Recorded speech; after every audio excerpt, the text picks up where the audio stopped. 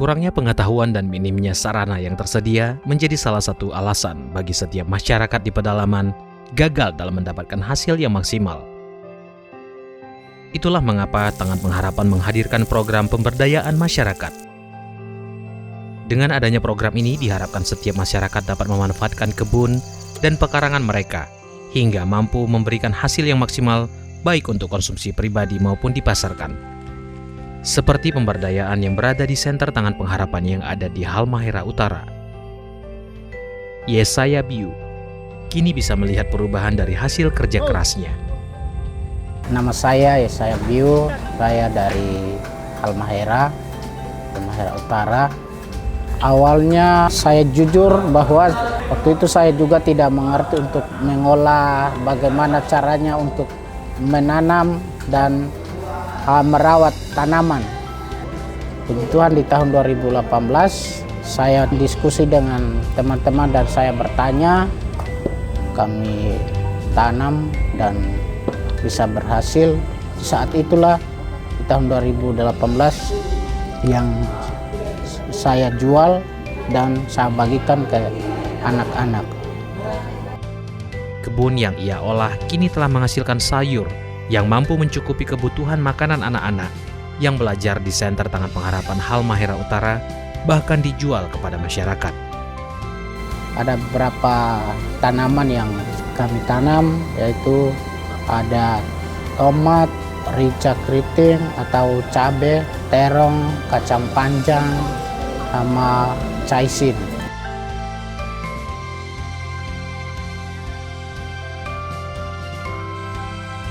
Kiranya setiap masyarakat bisa menerapkan ilmu yang diberikan dan memiliki hasil yang bisa memberikan mereka hidup yang lebih baik.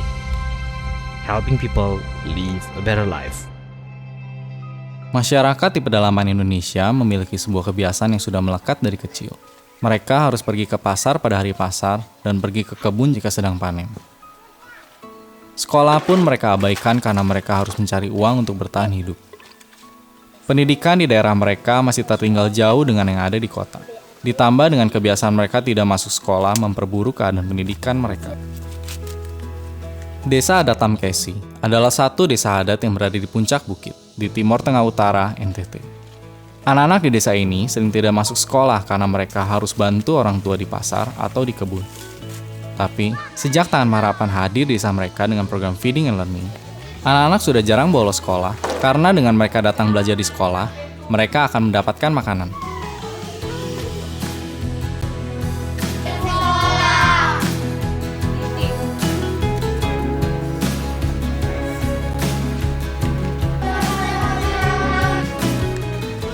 Sekarang anak-anak di desa adat Tamkesi sudah semakin pintar.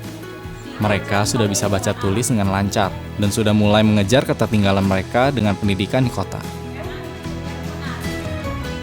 Anak-anak di desa adat Tamkesi sangat senang bisa belajar banyak hal di sekolah.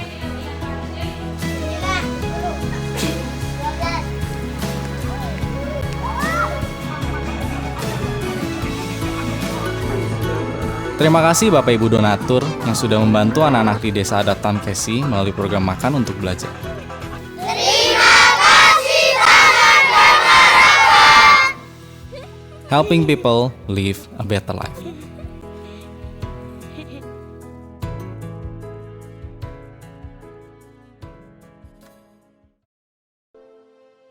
Indonesia.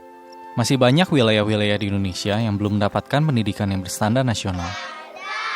Menjadi guru pedalaman adalah salah satu pekerjaan yang sangat mulia. Selain menjadi pahlawan tanpa tanda jasa bagi anak-anak di pedalaman, menjadi guru pedalaman juga bisa membawa pengaruh yang baik untuk masyarakat di pedalaman.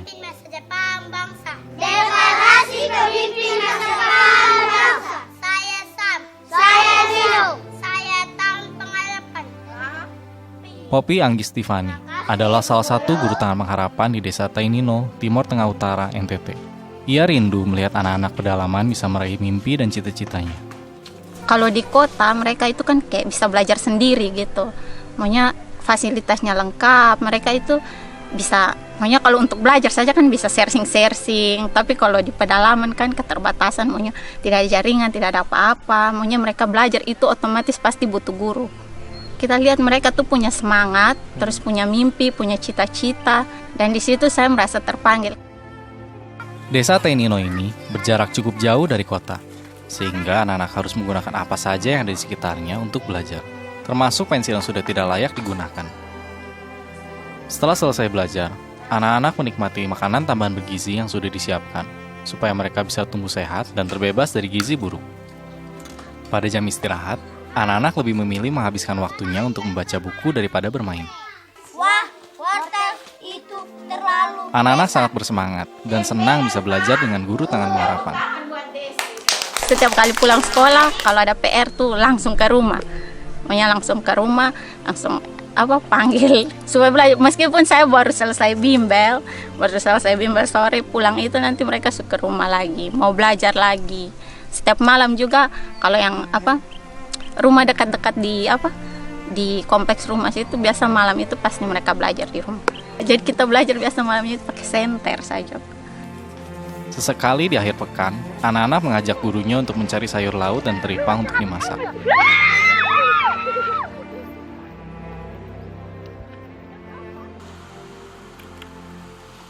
Tak lupa juga mereka menghabiskan waktu bersama di pinggir pantai sambil menikmati indahnya langit senja.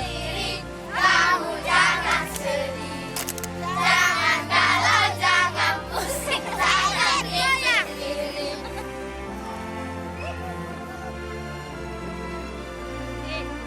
Semua perkembangan pendidikan di Desa Tenino ini tidak akan pernah terjadi jika Bapak Ibu donatur tidak memberikan supportnya melalui program feeding ini. Helping people live a better life.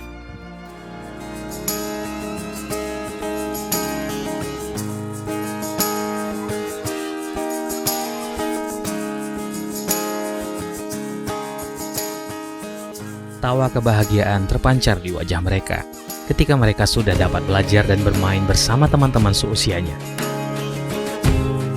Ekspresi ini sering terlihat sejak dibuka Feeding and Learning Center di Desa Taihue dan di Desa Tliu.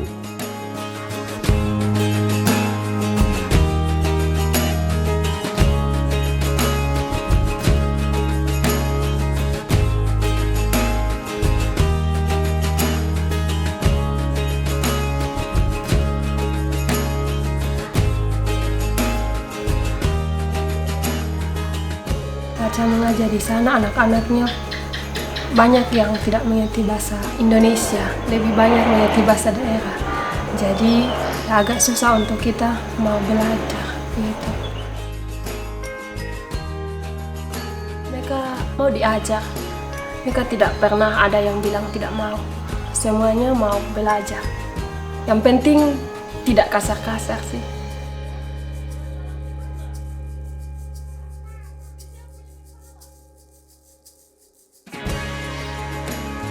Pendidikan yang layak serta makanan bergizi dan makanan tambahan bergizi mereka dapatkan. Anak-anak semakin bersemangat dalam belajar demi menggapai impian mereka.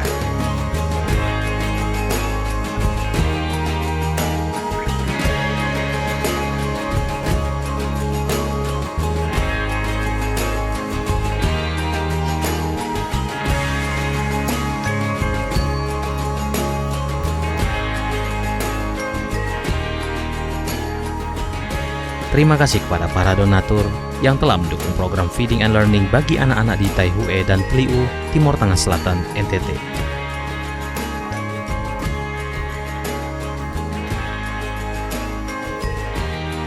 Bersama kita membantu anak-anak di pedalaman Indonesia untuk menggapai impian mereka. Helping people live a better life. Ikuti Daily Devotion setiap hari Senin hingga Sabtu jam 6 pagi bersama Henny Kristianus dan jam 7 pagi waktu Indonesia Barat bersama Yohanes Kristianus di YouTube Yohanes Kristianus dan YouTube Henny Kristianus atau di Spotify Impact Community. Saksikan tayangan Journey Tangan Pengharapan setiap hari Jumat jam 7 malam waktu Indonesia Barat di YouTube Tangan Pengharapan Henny Kristianus dan di live Instagram Henny Kristianus. Mari bergabung dalam program Pray, Sharing, and Answer di live Instagram Yohanes Kristianus setiap hari Rabu jam tengah 9 malam waktu Indonesia Barat dengan topik Couples and Families, dan live Instagram Henny Kristianus setiap hari Sabtu jam tengah 9 malam waktu Indonesia Barat dengan topik Young Adults.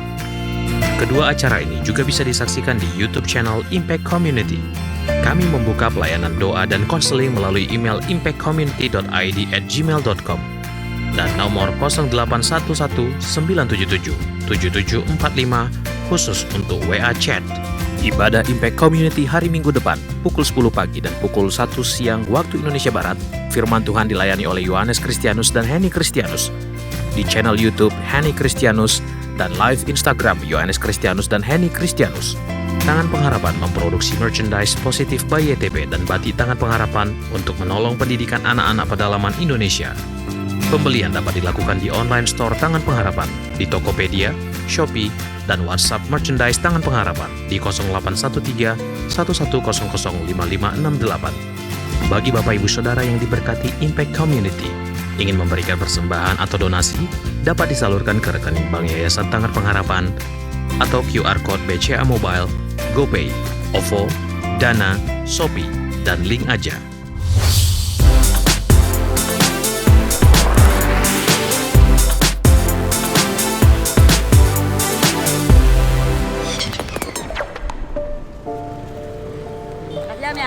Empat bulan telah berlalu, namun pandemi COVID-19 belum juga mereda. Masyarakat kini semakin menderita. Ekonomi tidak berjalan, perkantoran tutup, dan jalanan sepi membuat masyarakat kehilangan penghasilan. Saya itu namanya berusaha, ibaratnya nggak boleh dagang. Masalahnya kan kita ribet, makan dari mana? Ya kan? Kita disuruh berhenti kalau nggak dagang di jalan, jadi kita bingung kan. Masalahnya kita, kehidupan saya makan dari saya, berjualan kan. Jualannya tuh kadang-kadang dapat, kadang-kadang enggak. Kita masih tinggal di kuburan, saya nggak kontrak. Ya, karena kita, pemerintah nggak boleh jualan, nggak boleh keluar, kita bingung kan segala-galanya kan. Punya anak ya mah, kita urusin keluarga, makan apa adanya. Mau tempe jadi, mau kerupuk jadi, mau kecap jadi, itu aja. Saya kan kalau dapat gini saya air mata keluar Pak, bener Pak, sedih saya Pak. Tabungan yang terkuras habis, penghasilan yang tidak ada, membuat mereka harus terpaksa tidur di pinggir jalan. Karena ya buat makan besok nggak ada, ya habis kemana? Duit nggak punya, buat makan besok nggak ada. Bayar kontrakan rumah aja belum kebayar.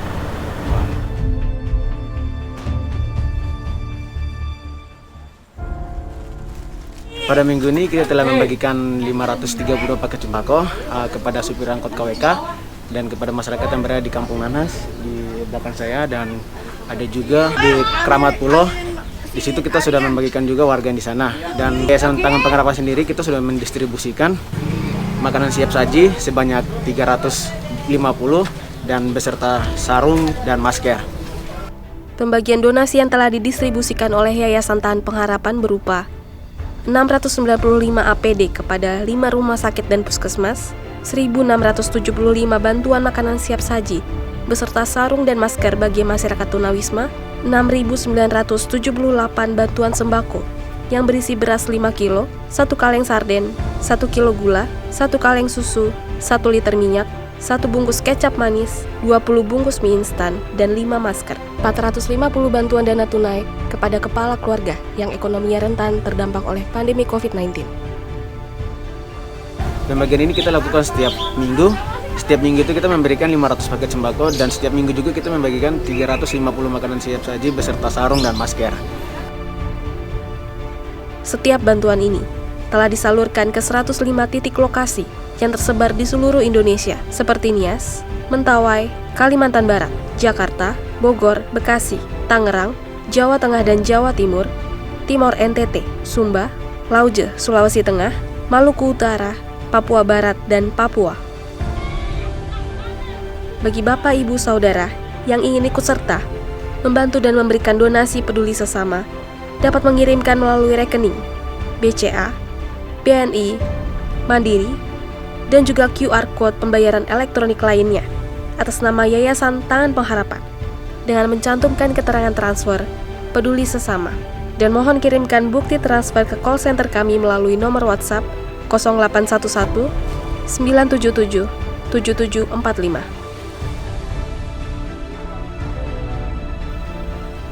Setulus hati kami mengucapkan terima kasih atas donasi para friends and partners yang sudah membantu mereka yang membutuhkan melalui Yayasan Tahan Pengharapan.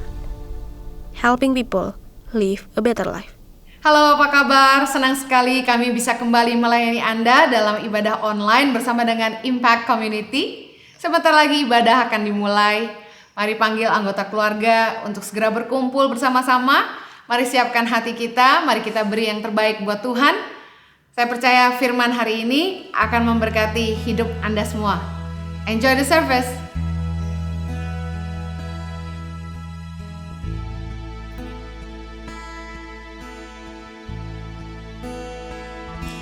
Ya Tuhanku, aku hendak bernyanyi bagimu selama ku hidup. Ya Allahku, aku hendak bermazmur bagimu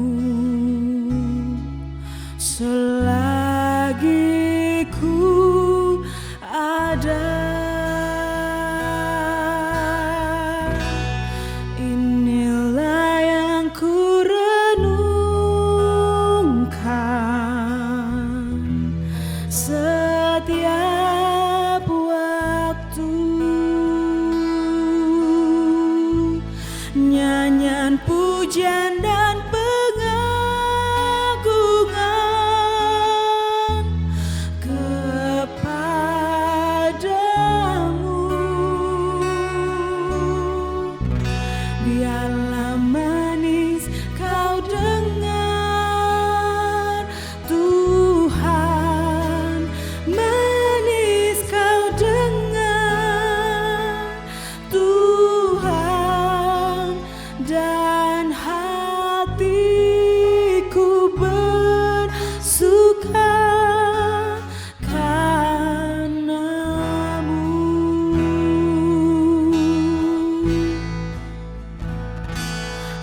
Tuhanku,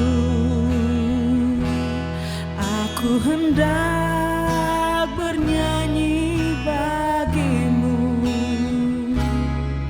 selama ku hidup. Ya Allahku, aku hendak bermazmur bagimu selagi ku ada. Inilah yang ku renungkan setiap waktu. Nyanyian pujian dan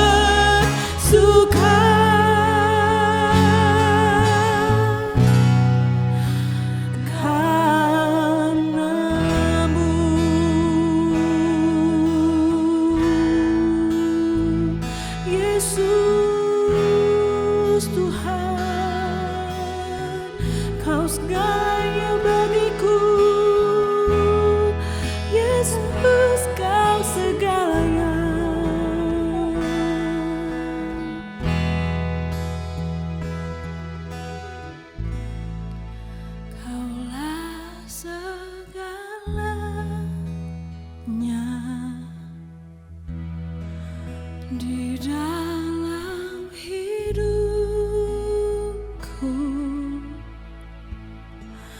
Kerajaanmu, kebenaranmu, itu bagianku.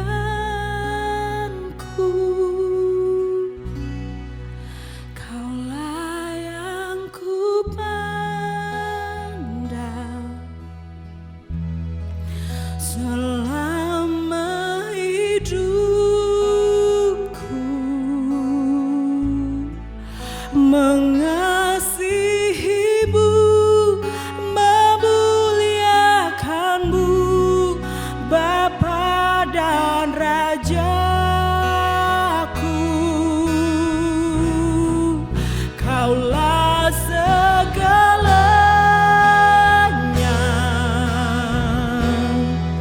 di dalam hidupku.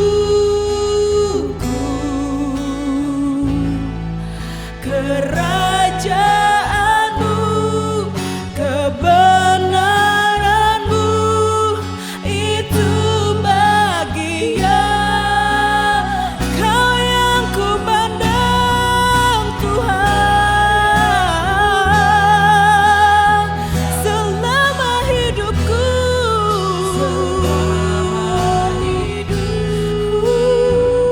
Yesus, mengasihimu, mengasihimu, mengasihimu, mengasihimu, oh, memuliakanmu, Bapa dan Rajaku. Yesus, kau segalanya. Yesus, kau Tuhan, kau Raja dalam hidupku. Kau layak disembah, hanya Yesus Tuhan. Bapa di surga, kami bersyukur untuk hadirat-Mu yang memberkati kami. Lalu pujian penyembahan memberikan pada kami kesegaran, kekuatan. Saat dan waktu yang kami mengizinkan Tuhan bicara secara khusus lewat firman-Mu, biar menjadi kekuatan, menjadi terang, dan bahkan menjadi petunjuk apa yang harus kami kerjakan dalam waktu-waktu ini. Biar karya-Mu semakin nyata dalam kehidupan kami. Demi nama Yesus, urapi setiap kami. Haleluya, amin. Puji Tuhan. Selamat kembali bergabung dalam ibadah Impact Community. Suatu kehormatan bisa kembali menyampaikan firman Tuhan pada hari Minggu ini. Hari ini adalah hari yang khusus, hari spesial, hari di mana kita memperingatkan hari pencurahan Roh Kudus 2000 tahun yang lalu. Itu sebabnya kalau kita semua senang dengan sebuah judul khotbah, saya mau sampaikan dengan topik karya Roh Kudus bagi kehidupan kita. Di hari Pentakosta, bagi orang-orang Yahudi yang pertama memperingatkan pemberian 10 perintah Tuhan kepada bangsa Israel waktu di Gunung Sinai. Yang kedua, hari Pentakosta bagi orang Yahudi merupakan hari panen. Hari di mana mereka mengucap syukur atas panen yang mereka dapatkan di negeri yang Tuhan telah janjikan. Atau disebut dengan hari raya 7 minggu. Yang ketiga, hari Pentakosta bagi orang Yahudi merupakan hari peringatan tentang lahirnya dan matinya Raja Daud. Karena Raja Daud bagi orang Yahudi merupakan raja besar atau raja yang paling dihormati. Sedangkan dalam Perjanjian Baru, Pentakosta artinya hari ke-50 sesudah Paskah. Sesudah Yesus bangkit atau 10 hari setelah Yesus naik ke surga, di mana Roh Kudus datang. Atau kita sebut dengan hari datangnya Roh Kudus. Mari kita lihat firman Tuhan dalam Kisah Rasul 2 ayat 1-4. Ketika tiba hari Pentakosta, sesudah orang percaya berkumpul di satu tempat, tiba-tiba turunlah dari langit suatu bunyi seperti tiupan angin yang keras yang memenuhi seluruh rumah di mana mereka duduk, dan tampaklah kepada mereka lidah-lidah seperti nyala api yang bertebaran hingga pada mereka masing-masing. Maka penuhlah mereka dengan Roh Kudus. Lalu mereka mulai berkata-kata dalam bahasa-bahasa lain seperti yang diberikan oleh Roh itu kepada mereka untuk mengatakannya. Saya mau bagi kepada kita semua ada 3 karya Roh Kudus bagi kehidupan setiap kita. Yang pertama, karya Roh Kudus yang Tuhan berikan kepada kita, yaitu memampukan kita untuk mendengar, merasa, dan melihat Tuhan. Karena Kisah Rasul 2 ayat 2 dan 3 dikatakan di sini ada 3 kata kunci, yaitu bunyi, angin, dan tambaklah lidah-lidah api. Bunyi adalah sesuatu yang kita bisa dengar. Angin adalah sesuatu yang kita bisa rasakan. Tambaklah lidah-lidah api, gambaran sesuatu yang kita bisa lihat. Berarti kita bisa melihat begini. Roh Kudus dalam perjanjian baru ketika ada tercurah, di mana murid-murid Yesus bisa melihat, bisa mendengar, dan bisa merasa. Dalam perjanjian lama, di mana Tuhan yang cuma bisa dilihat dan dirasa atau didengar bagi para imam dan nabi-nabi saja. Tapi di perjanjian baru, ketika Roh Kudus dicurahkan ke dunia ini, maka setiap orang yang percaya tanpa terkecuali, bukan cuma pendeta, bukan cuma hamba Tuhan, tapi saudara juga bisa melihat, mendengar, dan merasakan Tuhan.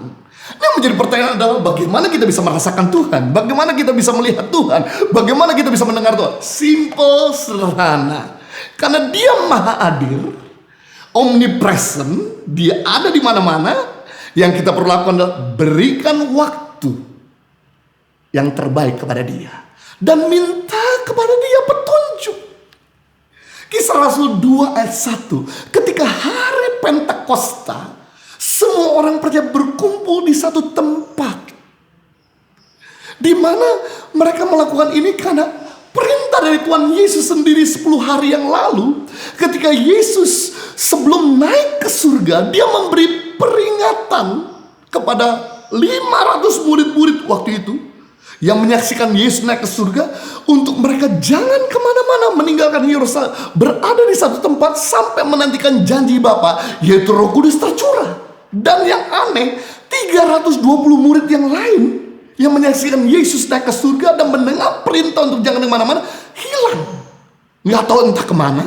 Cuma 120 murid-murid yang menyerang jadwal padat mereka dan memberikan waktu selama 10 hari berada di satu tempat menantikan janji Bapa. Dan akhirnya 120 murid inilah yang dapat kesempatan untuk melihat, merasa, dan mendengar Tuhan. Satu gambaran, kalau kita mau merasa, melihat, dan mendengar Tuhan, berikan waktu yang spesial, yang khusus untuk Dia. Karena Dia seperti seorang Bapa yang mau bicara kepada anak-anaknya. Kenapa sepertinya kita ini tumpul telinga kita, buta mata kita secara spiritual, sehingga gak bisa melihat? Karena kita terlalu sibuk. Mumpung di hari-hari seperti ini, di mana gak banyak kesibukan, kita serang jadwal padat kita dan memiliki waktu sama Tuhan. Seperti jadilah Maria, di mana waktu Yesus sedang bicara, Maria duduk dengar Tuhan bicara, dan dia mendapatkan berkatnya. Di situ juga ada saudaranya Marta, di mana Marta juga berhadapan dengan Tuhan. Bahkan juga dia bersama-sama dengan Tuhan. Cuma bedanya, Marta saking sibuknya pelayanan, saking sibuknya kerja, akhirnya gak dengar suara Tuhan.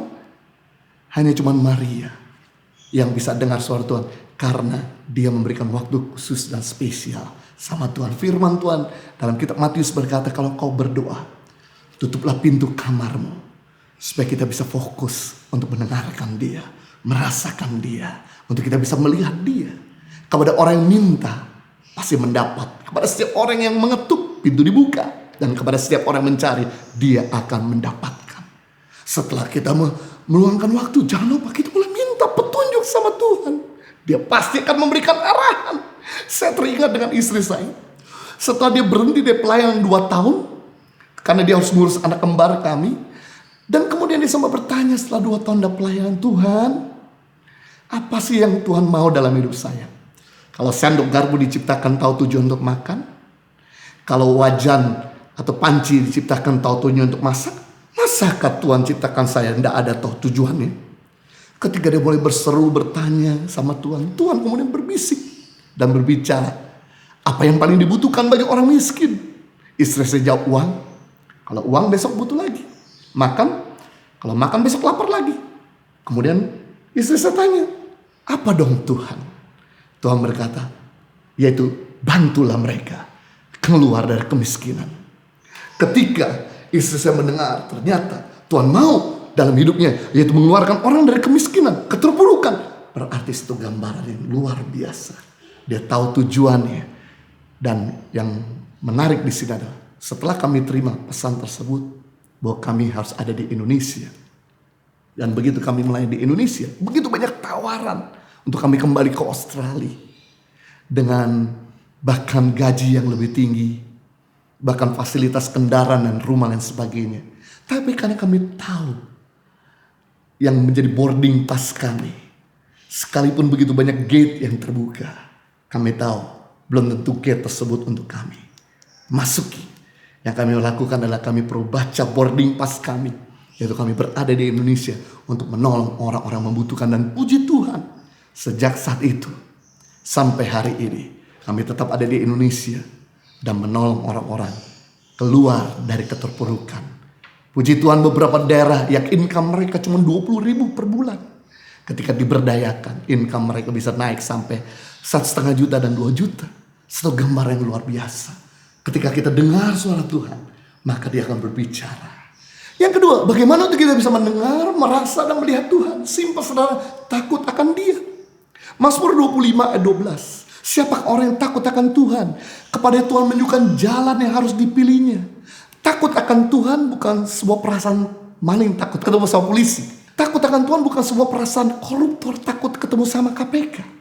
Tapi takut akan Tuhan adalah sebuah ketetapan hati dan pikiran kita yang tidak mau mengecewakan Tuhan melalui pikiran, ucapan, dan tindakan sebagai ekspresi kasih kita kepada Tuhan.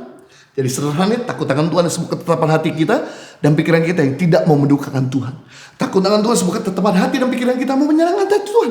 Bagaimana menyenangkan hati Tuhan? Takutlah akan dia. Dan untuk takut akan dia, dikatakan firman Tuhan, maka Tuhan akan menunjukkan jalan yang harus dipilih. Bicara jalan, bicara visi. Dan bicara visi, bicara masa depan. Your vision determine your future. Visi Anda menentukan masa depan Anda. Kalau Anda punya visi kecil, masa depan kecil. Anda punya visi sedang, masa depan sedang. Anda punya visi besar, masa depan besar. Dan visi tidak didapatkan dari kita tanya orang. Visi tidak didapatkan dari kita baca buku. Tapi visi didapatkan ketika kita tanya Tuhan, takut akan Tuhan. Yang menarik di sini, orang yang punya visi, dia mau meninggalkan masa lalunya.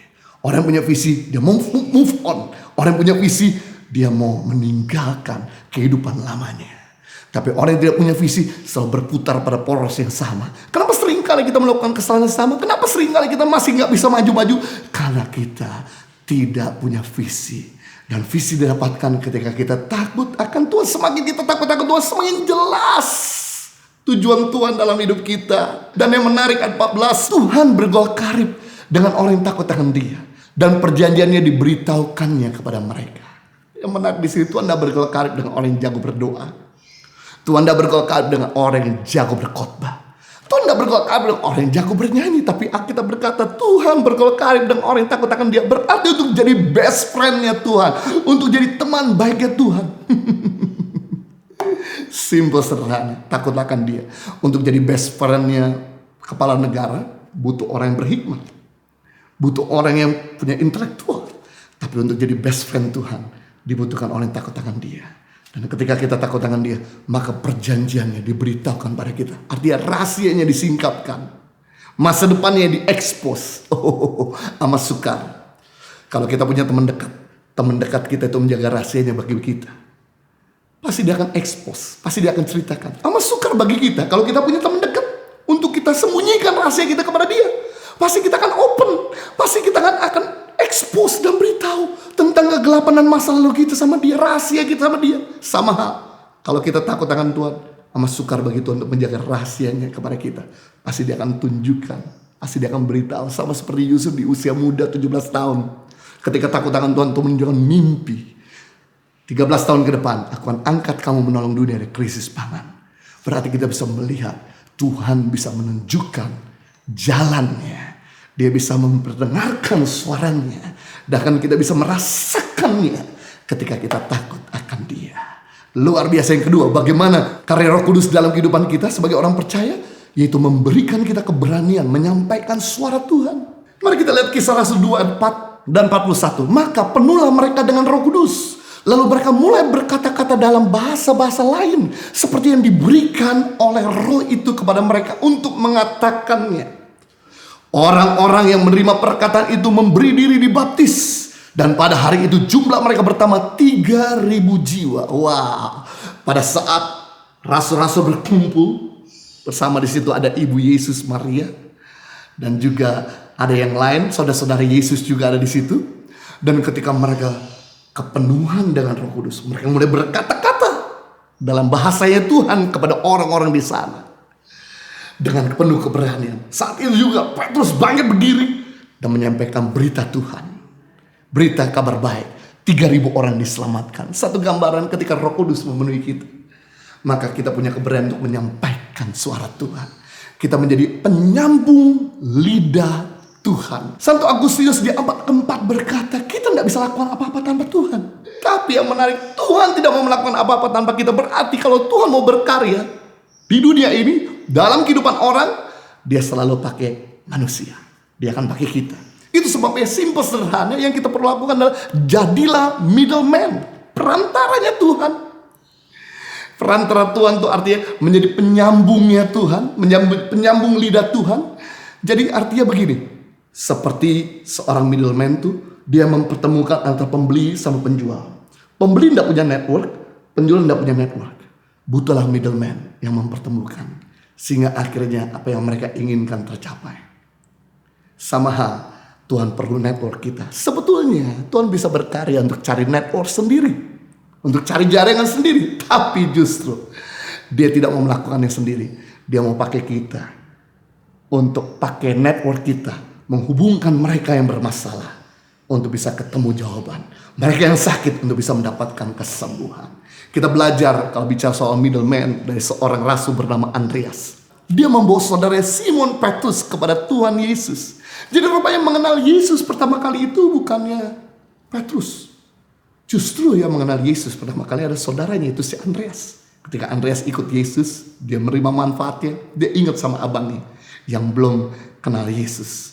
Kemudian dia ceritakan tentang karya-karya Yesus, dan Petrus tertarik, dan kemudian dia bawa Petrus, abangnya, kepada Yesus. Dan kita tahu ceritanya akhirnya Petrus lebih dipakai, lebih menonjol, lebih cemerlang daripada Andreas secara penampilan.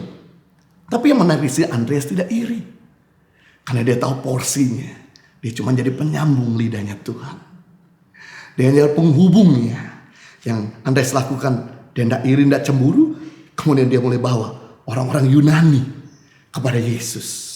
Sehingga hari ini Yunani menjadi Kristen Protestan, Ortodok terbesar di Eropa. Karena ada seorang rasul bernama Andreas yang membawanya kepada Yesus. Yang ketiga karya Andreas, yaitu membawa seorang anak yang memiliki 5 roti 2 ekor ikan pada Yesus.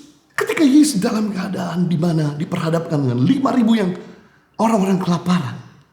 Dan kemudian Yesus berkata kepada Filipus, adakah sesuatu yang kita bisa berikan? Filipus berkata, uang 200 perak yang kumiliki tidak akan pernah mengenyangkan. Tapi yang menarik, di tengah-tengah dalam suasana yang genting, Andreas kemudian angkat suara dan berkata, tenang, tadi barusan saya melihat ada anak kecil yang punya 5 roti dan 2 ekor ikan. Izinkan saya membawanya kepadamu. Dan singkat cerita, Andreas kemudian membujuk anak kecil ini dan membawa roti dan ikan tersebut kepada Yesus. Dan apa yang terjadi? Yesus mulai menghadap ke atas, memecah-mecahkan 5.000 laki-laki menjadi kenyang. Kita bisa melihat dari cerita ini, ada begitu banyak persoalan yang tidak bisa diselesaikan secara hikmat manusia. Butuh hikmat Tuhan. Ada begitu banyak penyakit yang tidak bisa diselesaikan secara medis. Butuh kuasa Tuhan. Yang kita perlu lakukan, mari jadi perantaranya Tuhan. Dalam Yohanes pasal 14 ayat 12, Yesus berkata kepadamu, sesungguhnya barang siapa percaya kepadaku, ia akan melakukan juga pekerjaan-pekerjaan aku lakukan. Bahkan pekerjaan-pekerjaan yang lebih besar daripada itu, sebab aku pergi kepada Bapa. Yang menarik, Yesus berjanji ketika dia pergi kepada Bapa, maka kita sebagai orang percaya akan melakukan pekerjaan-pekerjaan yang besar, dan bahkan pekerjaan lebih besar daripada Yesus lakukan. Artinya bukan berarti kita lebih hebat dari Yesus, tapi karena time frame Yesus tinggal di bumi terbatas, sedangkan time frame kita tinggal di bumi lebih banyak, lebih panjang. Jadi kalau Yesus bisa menyembuhkan orang sakit ratusan, kita bisa menyembuhkan orang sakit ribuan. Kalau Yesus bisa bangkitkan orang mati puluhan, kita bisa bangkitkan orang mati ratusan. Nah, bagaimana tuh kita bisa lihat pekerjaan Yesus yang besar yang kita lakukan? Dan ada cara lain. Kita perlu menjadi saksi, penyambung lidahnya. Ceritakan pada orang lain bagaimana Tuhan tolong kita, bagaimana Tuhan bantu kita. Ceritakan pada orang lain apa yang kita punya, kita bisa bagi kepada mereka. Teringat pada cerita Petrus dan Yohanes ketika dia masuk ke dalam bait Allah. Kemudian dia dicegat di pintu gerbang bait Allah oleh orang yang lumpuh dalam Kisah Rasul 3:6. Dan orang lumpuh ini minta sedekah. Yohanes dan Petrus berkata, emas dan perak tidak ada padaku, tapi apa yang aku punya, yaitu kuasa Tuhan, bangkit dan berjalanlah. Saat itu juga orang yang gak pernah berjalan dalam hidupnya berjalan. Mungkin emas dan perak tidak banyak di antara kita, tapi kuasa Tuhan berlimpah-limpah dalam diri kita. Mungkin perhiasan dan permata tidak banyak di antara kita, tapi kemuliaan Tuhan berlimpah-limpah dalam diri kita. Yang kita perlu lakukan, mari jadi penyambung lidah Tuhan, menjadi alat Tuhan. Maka kita lihat hal-hal besar terjadi lewat kita. Yang ketiga, karya Roh Kudus, yaitu memberikan keberanian bertekun dalam persekutuan dan membagikan apa yang kita miliki kepada orang yang membutuhkan. Dalam Kisah Rasul 2 ayat 42, 45 dan 46, mereka bertekun dalam pengajaran rasul-rasul dan dalam persekutuan. Dan mereka selalu berkumpul untuk memecahkan roti dan berdoa. Dan selalu ada dari mereka yang menjual harta miliknya, lalu membagi-bagikannya kepada semua orang sesuai dengan keperluan masing-masing. Dengan bertekun dan dengan sehati, mereka berkumpul tiap-tiap hari dalam bait Allah. Mereka memecahkan roti di rumah masing-masing secara bergilir dan makan bersama-sama dengan gembira dan dengan tulus hati. Yang luar biasa di sini, kita lihat mekanismenya. Mereka punya kerinduan untuk bersekutu dan kemudian mendengar pengajaran, membagikan roti, dan berikutnya mereka punya kerinduan membagikan apa yang mereka miliki kepada orang-orang yang memerlukannya. Kemudian mereka kembali lagi bersekutu untuk mendengarkan pengajaran rasul-rasul. Dan kemudian mereka mulai membagi lagi kepada orang yang membutuhkan. Mekanisme yang sama seperti yang Yesus lakukan. Di mana dalam Matius 5, Matius 6 dan Matius 7, Yesus mengajar 3 pasal. Tapi Matius 8, Yesus kemudian setelah mengajar berbuat baik. Menyembuhkan yang kusta, menyembuhkan yang lumpuh, membangkitkan yang mati. Berbuat baik kepada yang membutuhkan. Dan kemudian dalam berikutnya Yesus mengajar lagi. Setelah dia mengajar 1-2 pasal, kemudian dia berbuat lagi. Dan kemudian dia mulai menyembuhkan banyak orang. Satu mekanisme yang perlu menjadi pattern kita. Setelah kita dengar khotbah di hari Minggu di YouTube, bukan berhenti sampai di sana. Hanya cuma diberkati dengan pengertian dan pewahyuan. Tapi kita harus mulai action, berbuat baik dan menolong yang membutuhkan. Iman tanpa perbuatan mati. Karena iman tanpa perbuatan seperti tubuh tanpa roh, seperti mayat. Demikian iman tanpa perbuatan pada hakikatnya nothing at all, omong kosong. Jadi kalau kita habis bersekutu, jangan lupa kita harus berbuat baik. Galatia pasal 6 ayat 10. Karena itu selama masih ada kesempatan bagi kita, mari kita berbuat baik kepada semua orang. Rasul Paulus sudah memberitahu, selama masih ada kesempatan buat kita, mari kita berbaik kepada semua orang. Berarti Rasul Paulus sudah memberitahu suatu hari nanti kita gak punya kesempatan lagi berbuat baik. Kapan? Kita gak punya kesempatan berbuat baik. 2 momen, 2 waktu. Yang pertama, pada waktu orang di sebelahmu masuk liang kubur. Waktu orang di sekelilingmu masuk liang kubur. Waktu orang di sebelahmu masuk liang kubur, tangisanmu, pemberianmu, bahkan doamu tidak akan pernah menyentuh orang itu. Itu sebabnya mumpung orang yang bikin gondok masih hidup, mumpung orang yang kau cintai masih hidup, inilah kesempatan kita berbuat baik. Seperti gambar di sebelah saya ini, di mana ada seorang pria dan wanita, suami istri yang duduk makan sama-sama. Istri berkata, selamat makan sayang. Di masa pandemik, kemudian istrinya kena COVID, harus ada di rumah sakit. Mereka cuma bisa lihat-lihatan lewat handphone. Dan istrinya berkata di meja yang berbeda, selamat makan sayang. Begitu istrinya meninggal, pria ini menangis sedih. Dan kemudian dia menyesal. Jadi mumpung orang yang kita cintai, mungkin orang yang kita gak suka masih hidup, ini kesempatan buat kita berbuat baik. Yang kedua, kapan kita gak punya kesempatan berbuat baik? Waktu kita sendiri masuk liang kubur. Waktu kita masuk yang kubur, kita udah gak bisa bikin orang bodoh jadi pintar, sakit jadi sehat, miskin jadi kaya, menderita jadi bahagia. Kesempatan buat kita berkarya waktu kita masih hidup. Kenapa? Karena waktu kita di surga, kita udah gak punya kesempatan berkarya. Karena semua di surga sudah sempurna. Coba aja cari orang sakit di surga, cari orang menderita, udah gak ada. Jadi kesempatan buat kita berkarya waktu kita masih hidup di planet ini. Hidup seseorang 70 tahun, kalau kuat 80 tahun. Pakailah kesempatan kita yang terbatas di planet ini untuk berkarya bagi sesama. Sehingga ketika kita dipanggil Tuhan, maka kita meninggalkan nama. Gajah mati meninggalkan gading, harimau mati meninggalkan belang, tapi manusia mati meninggalkan nama. Nama apa yang kamu tinggalkan? Saya kagum dengan Madam Teresa. Walaupun tuh orang gak ada, tapi kalimatnya masih dipakai orang. Perbuatannya masih direnungkan orang. Nelson Mandela, dia berkarya.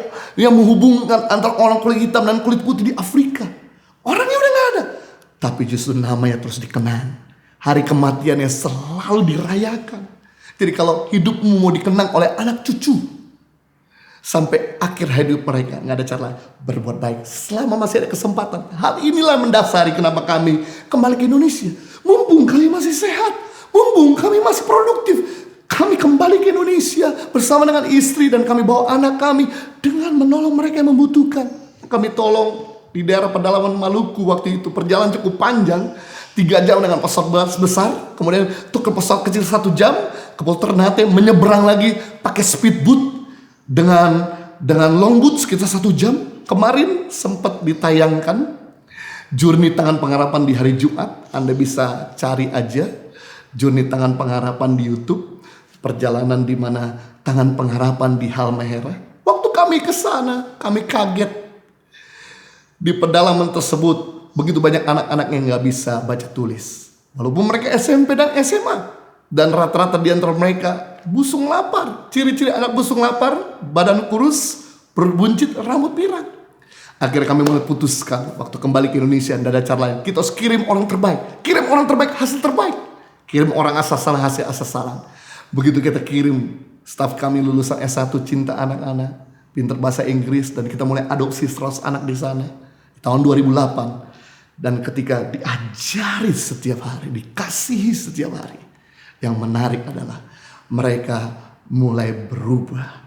Gizi mereka mulai membaik, gak ada lagi usung lapar.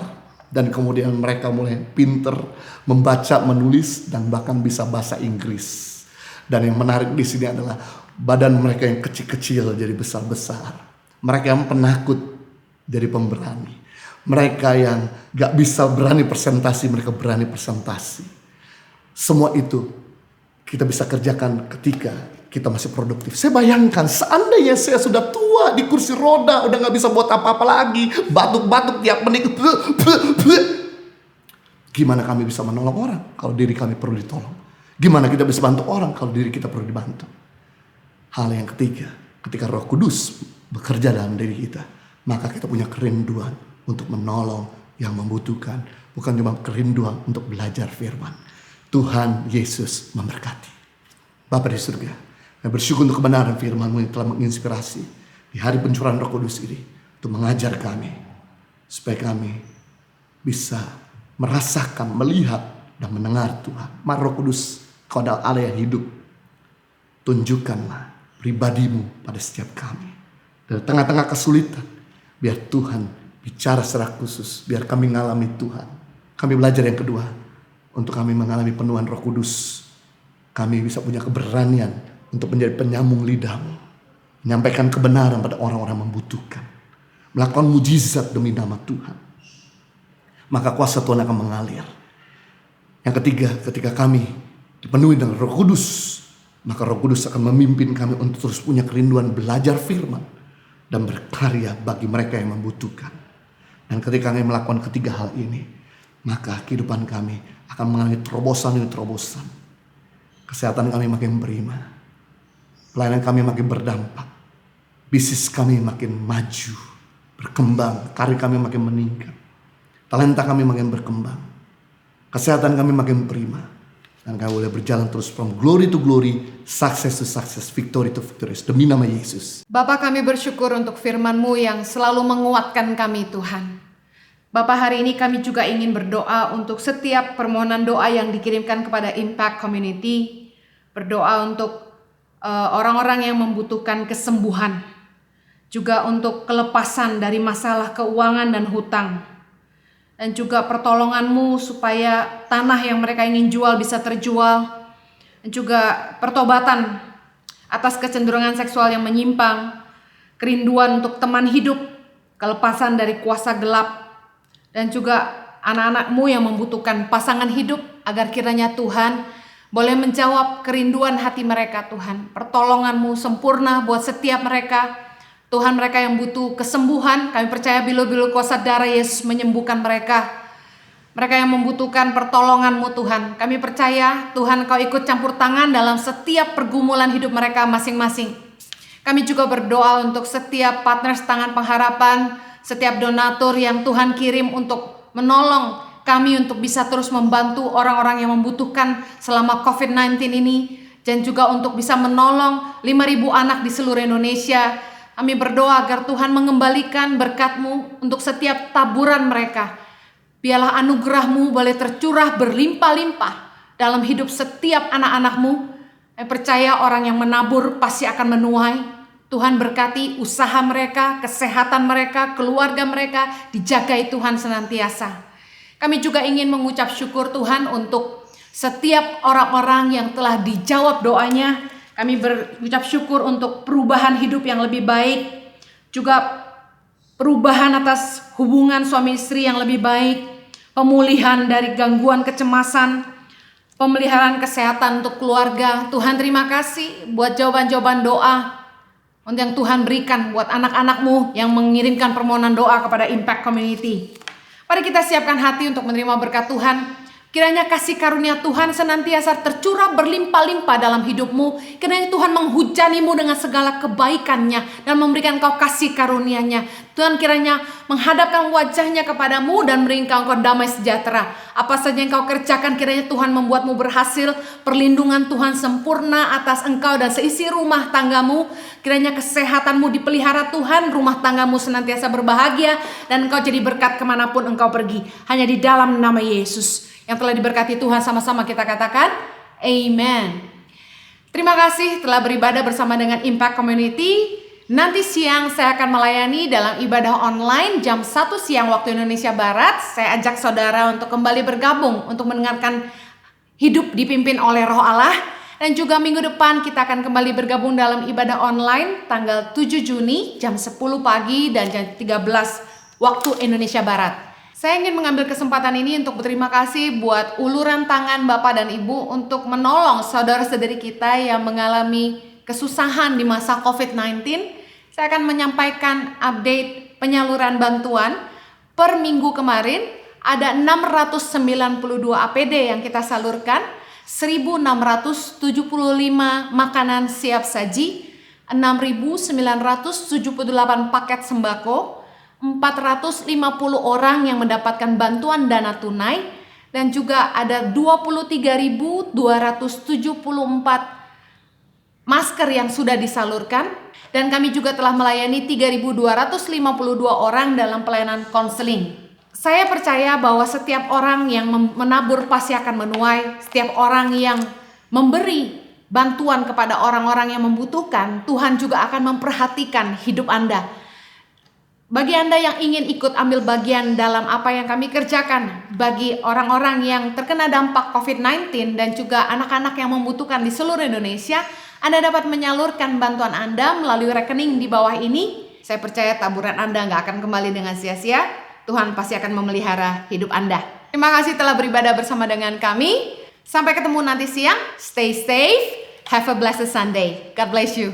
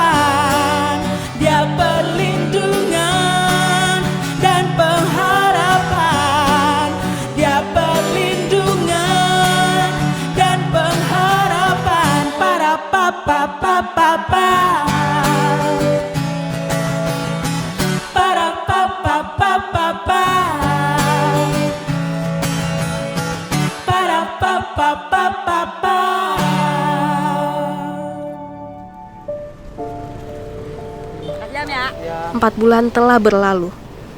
Namun pandemi COVID-19 belum juga mereda. Masyarakat kini semakin menderita. Ekonomi tidak berjalan, perkantoran tutup, dan jalanan sepi membuat masyarakat kehilangan penghasilan. Saya itu namanya berusaha, ibaratnya nggak boleh dagang. Masalahnya kan kita ribet, makan dari mana? Ya kan? Kita disuruh berhenti kalau nggak dagang di jalan, jadi kita bingung kan? Masalahnya kita, kehidupan saya makan dari saya, berjualan kan? Jualannya tuh kadang-kadang dapat, kadang-kadang enggak. Kita masih tinggal di kuburan, saya nggak kontrak.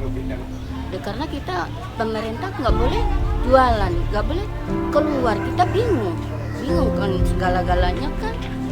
Punya anak 5, kita urusin keluarga, makan apa adanya. Mau tempe jadi, mau kerupuk jadi, mau kecap jadi, itu aja. Saya kan kalau dapat gini saya air mata keluar, Pak. Bener, Pak. Sedih saya, Pak.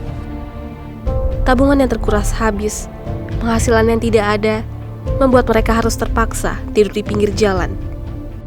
Karena ya buat makan besok nggak ada, ya habis kemana? Duit nggak punya, buat makan besok nggak ada. Bayar kontrakan rumah aja belum kebayar.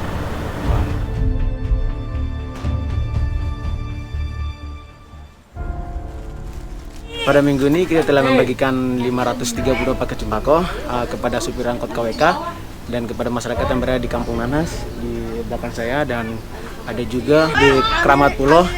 Di situ kita sudah membagikan juga warga yang di sana, dan Yayasan Tangan Pengharapan sendiri kita sudah mendistribusikan makanan siap saji sebanyak 350 dan beserta sarung dan masker.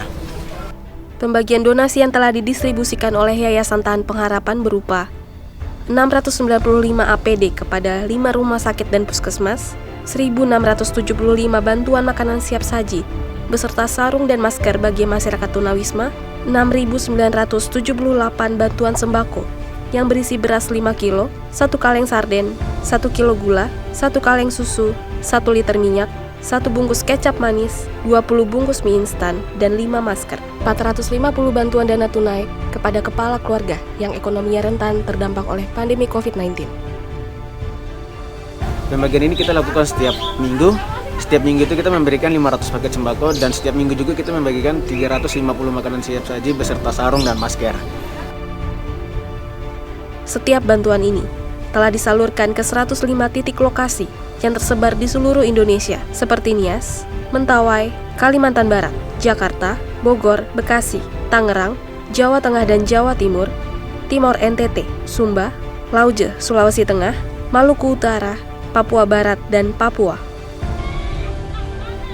Bagi Bapak, Ibu, Saudara yang ingin ikut serta, membantu dan memberikan donasi peduli sesama, dapat mengirimkan melalui rekening BCA, BNI, Mandiri, dan juga QR Code pembayaran elektronik lainnya atas nama Yayasan Tangan Pengharapan dengan mencantumkan keterangan transfer peduli sesama, dan mohon kirimkan bukti transfer ke call center kami melalui nomor WhatsApp 0811 977 7745.